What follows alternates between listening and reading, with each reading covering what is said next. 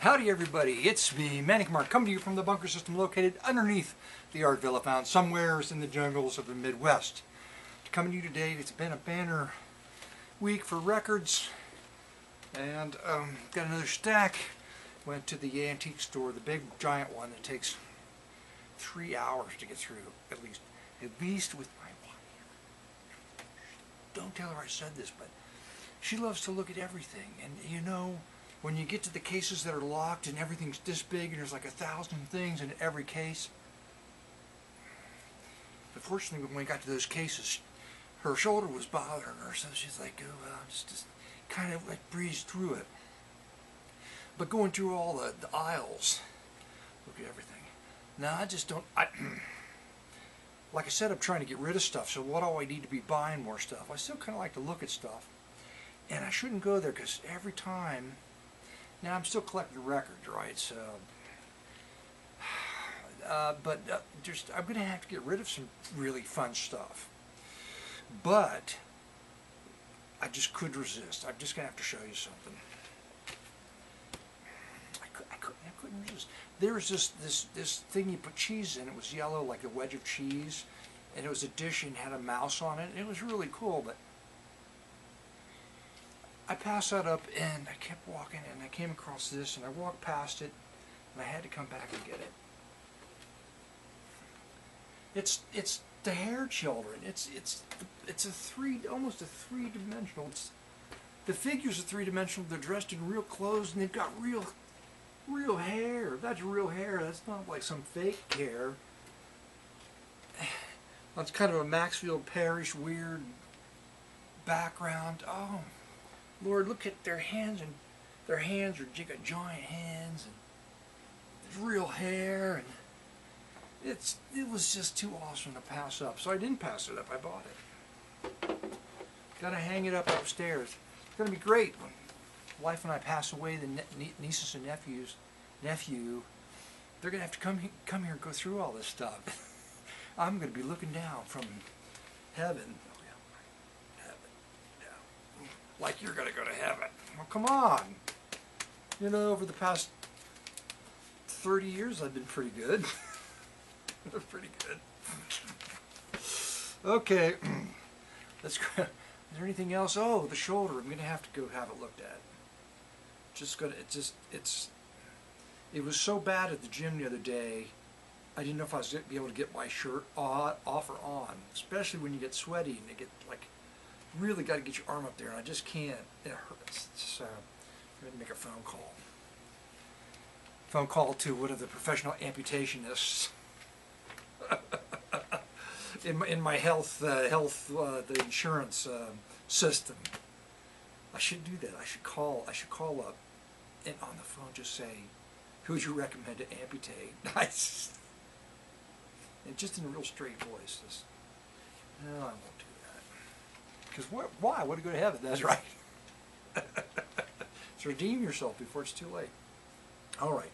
Go right to the records. I'd say the big antique mall. Okay. So there's one guy there that when I first started going there, he had really great records. And I think he's been kind of discovered good prices, which you usually don't find in an antique mall. It's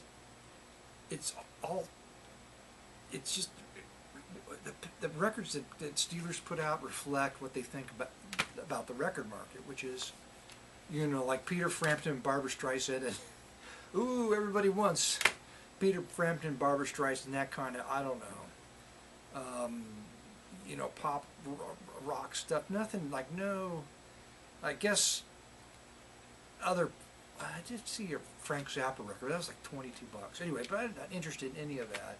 But sometimes his prices are real good, but other times you go in there, there's one dealer the price, I don't even bother to look, even if I haven't been back in 2 months. Anyway, so there were 3 dealers I kind of looked through. More dealers bring records now because they got could be some value, could make some money off them, so I'll bring them in.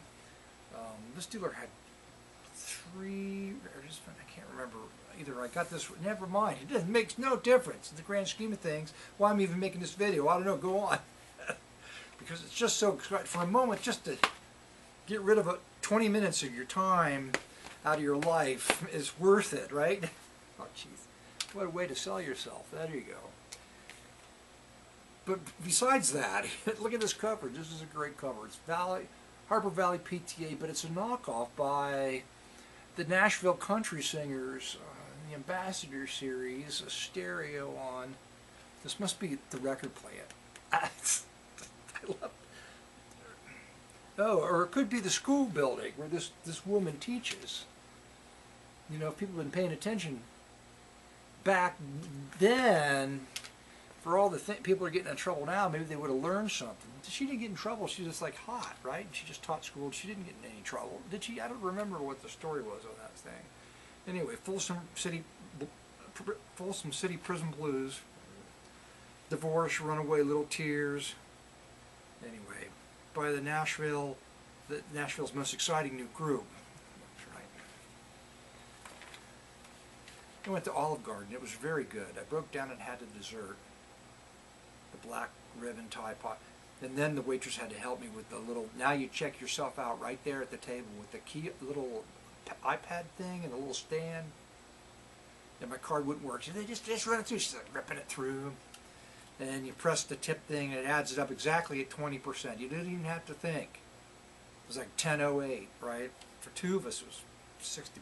But I must admit, it had been a long time since I'd been back to Olive Garden. People are like, yeah, I like Olive Garden. But man, they get, at least the one we went to had really good chef. This stuff was really well done. Nice presentation too. I was very happy with it. So how many of these you got? Probably this is number 3, but it was a lounge record. It is a fun one. That's local. Stu all by myself. Stu Self all by myself. There's Stu in the back. They're all autographed, of course. Because where did he sell them at? Like at the Holiday Inn. And this one, Happy Birthday, Doug. Stu Self. Hi, Bev. Stu. What's your wife's name? Bev. Hi, Bev. It's the Musical Pitmans. Where are they out of? East Providence, Rhode Island. Huh. I'll be damned. It looks like a local record, but it's not. It's got the stock cover on it like it was local, and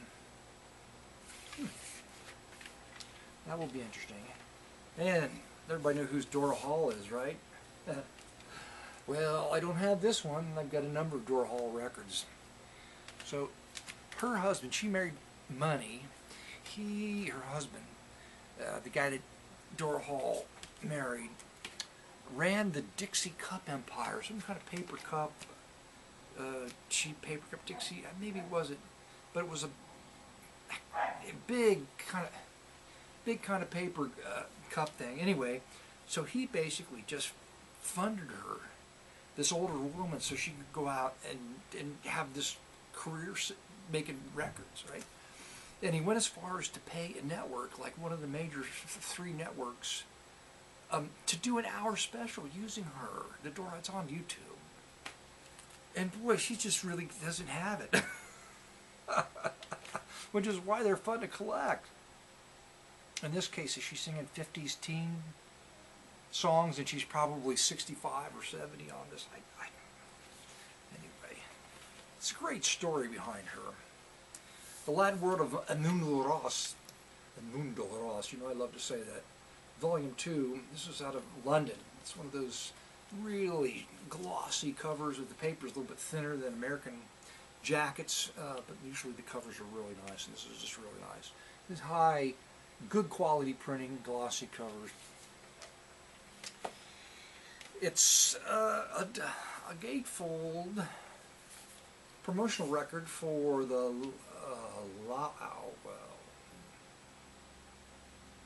recorded live at the Longhouse, Hilton Hawaiian Village.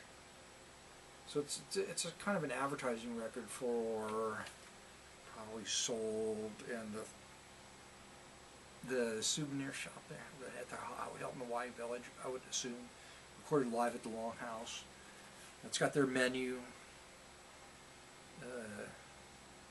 on the inside, stories, photographs, full color on the inside. Must have been a fun place to go visit. Right there. That was fun to find. Don't know who Billy Larkin is, but you know what he looks like. That's what he looks like. Billy Larkin. Ain't That a Groove, Billy Larkin and the Delegates. The Playboy theme. Ain't That a Groove. Ain't Gonna Move. Going Out of My Head. He's probably a vocalist. Yes. It's a nice gatefold. Where's the date? RCA always puts a date on these, but maybe not this one. A Lyle Hampton album that looks like it's from the late 50s. Collector's issue. Well, let's just take the time to pull it out of the little plastic jackety thing. There it is. It wasn't even inside the sleeve. Glad the record didn't fall out on me. Oh my God, Luna's going crazy upstairs. Can you hear her running around? She started chewing on a pair of $150 shoes today. That was nice. What's that in your bed, Luna? All your expensive shoes. I like them as much as you do, so I'm chewing them up. The Astronomical House of Gemini. This is a series of records composed, each different composers, the astrological signs. 3 of them. Don't think I have this one. So each composer or arranger got to do a record, and they hired different fashion dudes. If I'm not designer Oscar de la Renta, that's right, to do the cover, to do the costume for the women on the covers, the dresses. And I was looking for the name of whoever did the arranging on this particular, and it's got a big, it's got like pages in the inside. It's a lush production. But there's producer, I just don't, I'm just not exactly sure. I'll find out later on. Anyway, they're pop, moody type, easy listening. Good stuff. I like them. Delamore got at least one of his albums, if not 2. Here's another one I'm pretty sure I don't have. Richie Delamore sings A Night in the Caribbean. Oh, he does a cover of Yellowbird. Imagine that. Limbo. Goombay. Or is that Ba? Goomba. Bay. Gloria. I wonder if it's that Gloria. It can't be that Gloria. It has to be another Gloria. There's a great cover on this Bobby Hackett album. Blues with a Kick. Bobby Hackett. Horn Player. This is a great cover. I don't know if I can expect anything out of the music. It's a South American Elektra. It's an Elektra label. Singers. Flamencio. Did I pronounce that right? Probably not. But I love the cover because here's the guy, smoking a cigarette, playing the guitar. Right there. Having a good time, just a good time guy. Smoking a cigarette, playing the guitar. People bring me drinks. I'm happy. Carnival Manuel. Then the Music of the Mountains. This is a Columbia. It's also one of those thinner jackets with the glossy cover on it. Even though the photograph really doesn't deserve the print job it got because the photograph's blown up. Too far. All right. This is local, right? Yes, it's out of Shelby, Ohio. Fairly local. Kingdom Records. Again, no. Not necessarily local. It looks like it's not. Gospel Crusaders with Pam Blanton singing The Touch of Mama's Hand. Right, I'll show you what. You touch that and I'll touch you. Leave that alone, you all damn kid. Depending on who your mom was. Anyway, so this one's been at half price, full price, super high price books, super high price, in the high price bin for like $8, $9 for over a year. So I found it for $4.50, and it's kind of a cool cover. What is it? It's just Muzak. Some people like them. It's a Muzak, you know, elevator music. For those of you who are too young to know,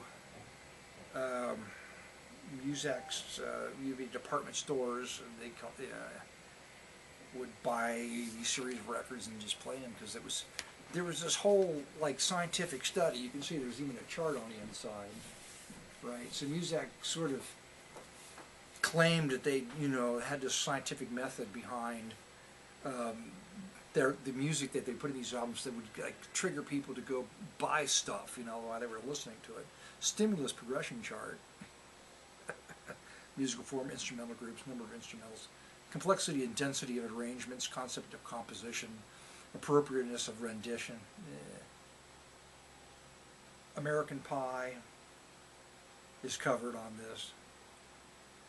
I know you're going to want to hear this. Theme from The Godfather, Diamonds Are Forever. I don't know, there's a lot of good stuff in here. I haven't even got to the best of it, I don't think I have this one. Rhythm Meets Rugolo.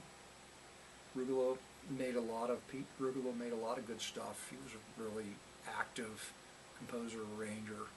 He worked for Stan Kenton. I think he might have been the guy behind Stan Kenton, a lot of Stan Kenton's best stuff.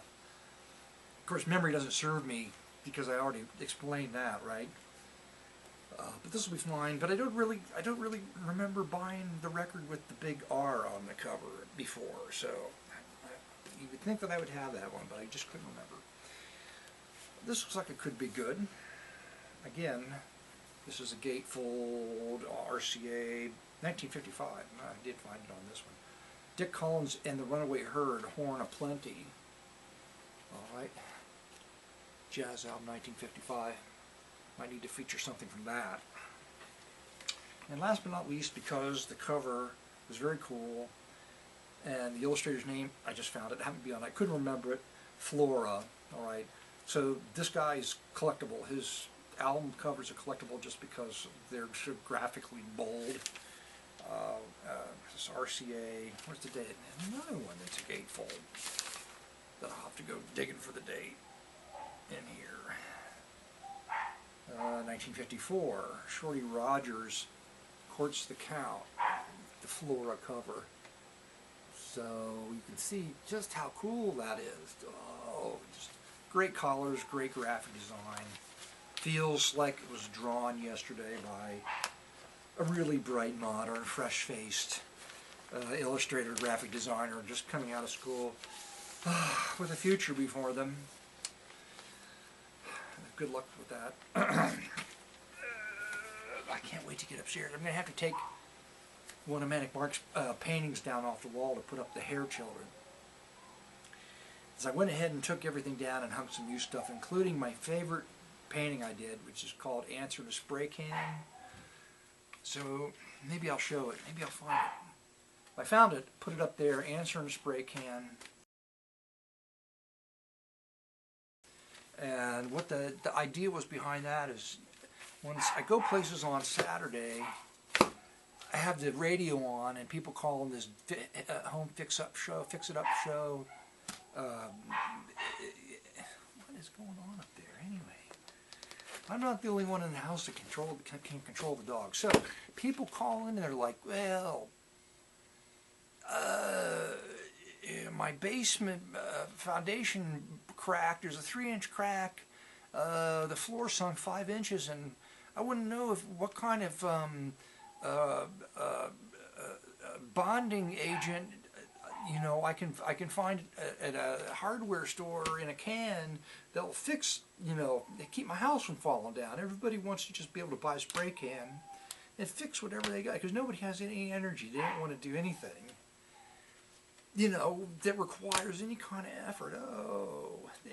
And he'll give them the answer how to do things, and you just like, oh, really? The answer doesn't come in a spray can? It's so funny. Anyway, maybe not that funny. Probably wasn't very funny at all. Anyway, not to the people with the crack in the basement, the floor that sank 3 or 4 inches. He gets a lot of calls about that. He says, well, I've seen 100-year-old houses that haven't moved in 100 years, and then suddenly the basement floor sinks 6 inches, and you got to call in the floor jacker-uppers, and they got to dig under your house and put bags in and blow it up and push in concrete and do all sorts of stuff. And houses are fun, though. I think everybody should probably live somewhere inside like a house. They're good for you in the long run. Oh. Thanks for stopping by.